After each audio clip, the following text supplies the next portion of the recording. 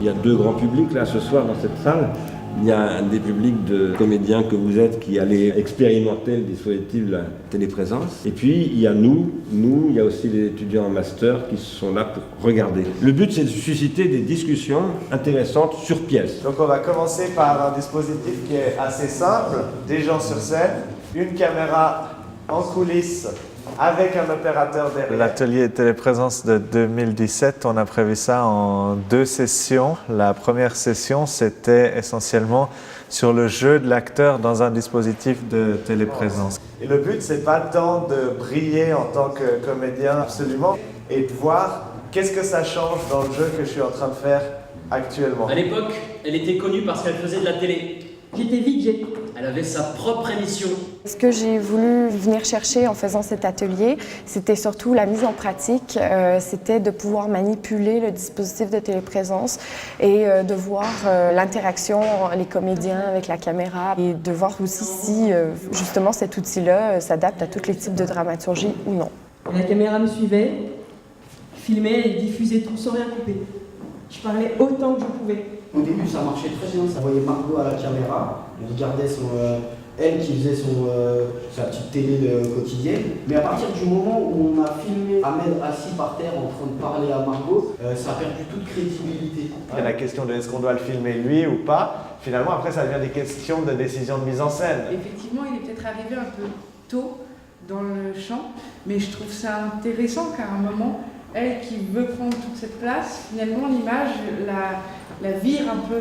Les moments d'échange après l'expérimentation sont très importants puisque chacun a compris une partie de l'expérimentation, une partie qui lui est propre, et dans la mise en commun, on arrive à définir plus précisément les véritables enjeux du travail. Je vais le tuer, je vais louer une voiture et l'écraser et je t'enverrai la vidéo avec.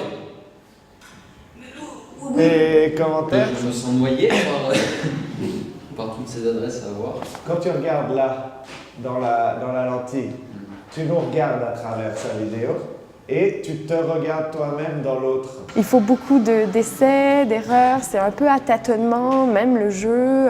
Et ça demande également de repenser à sa présence charnelle sur scène et aussi par rapport à son collaborateur, son partenaire de jeu. Ok, stop, bouge pas. Et du coup là, si tu regardes la caméra au lieu de regarder elle, eh ben, nous en tant que public, on fait quand même l'association entre les deux.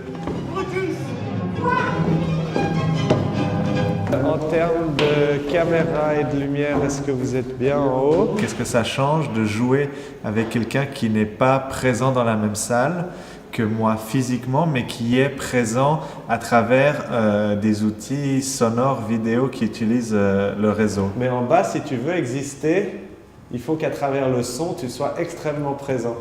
À l'époque, elle était connue parce qu'elle faisait de la télé. J'étais VJ.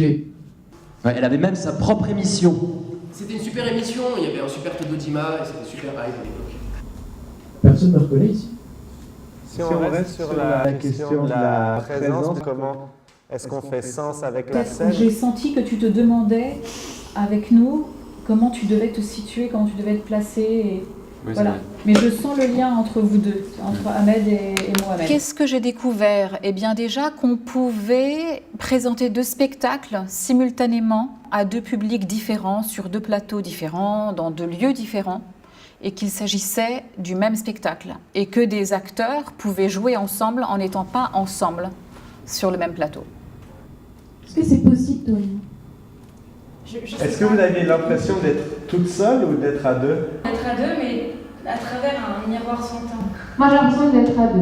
On entre vraiment un dialogue l'une avec l'autre Là, ou pas? on a vraiment l'impression qu'elles sont ensemble. Et Louise, pour moi, j'ai l'impression que c'est quelqu'un qui n'existe plus. Comme si, en fait, c'était pas un être vivant. Au final, elles ne se rencontraient pas vraiment. Et à quelque part, je trouve que dans le contexte, ça fonctionne très bien. Ça spectralise la scène et les comédiennes et peut-être même le texte aussi.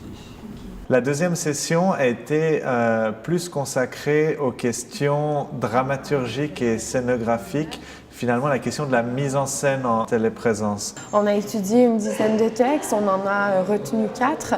Et ce que j'apprécie, c'est qu'en ayant 4 textes différents, on peut élaborer des types de dispositifs de téléprésence différents. L'image suffit? Oui, l'image suffit. Quand elle apparaît, viens, Ouais, redis, suis-moi, voilà, il lui prend En la fait, main, on a par été exemple. beaucoup plus créatifs. On a travaillé là sur l'Orphée. L'idée, c'est d'avoir 2 plateaux, 2 publics, un côté qui est Orphée et un côté qui est Eurydice. Et d'une certaine manière, la rencontre de 2 espaces avec des caméras, etc., c'est aussi une rencontre qui est vouée à une sorte d'échec. Ça n'est jamais 2 personnes exactement, même si on fait tout pour. Je frémis, je languis, je frissonne, je tremble, je languis, je frissonne, je frissonne, je tremble, je frémis, je languis, je tremble, je frissonne, je parle de toi, je frémis. Comme on a l'Orphée avec le monde des vivants, solidaire des vivants, et Eurydice qui est passé dans le monde des morts, ben justement, c'était intéressant, je trouve, dramaturgiquement, de confronter ces 2 mondes en téléprésence. L'utilisation de la téléprésence, c'est pas antinomique au théâtre, parce que pour moi, le théâtre, c'est un acte de communication qui se passe et sur scène, sur le plateau, et entre le plateau et le public, et qu'en ça, il peut s'intégrer assez facilement à tous les enjeux dramatiques. Là où c'est très intéressant, où c'est très pertinent, c'est qu'on se pose vraiment la question, pour le coup, du public.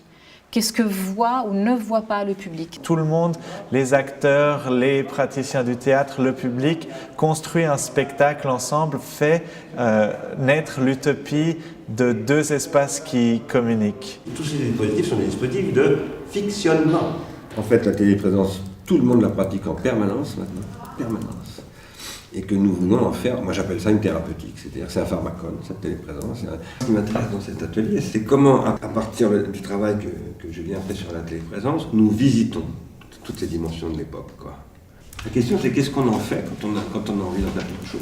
Et aujourd'hui, la question qui se pose, pour reprendre ce que disait Marion, c'est de former des comédiens, non pas au théâtre contemporain, à la façon contemporaine de faire du théâtre. C'est pas du tout la même chose.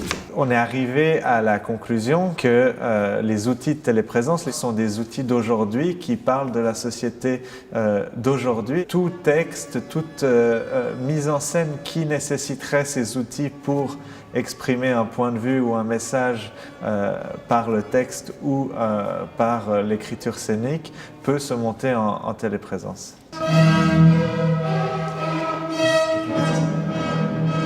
Non, il n'y a personne d'autre.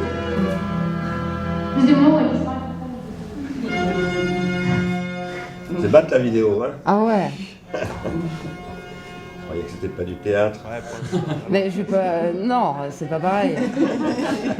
J'ai pas. On va pas en reparler de qu'est-ce que le théâtre, mais qu'est-ce que devient le théâtre. Bravo. On est presque prêts, nous.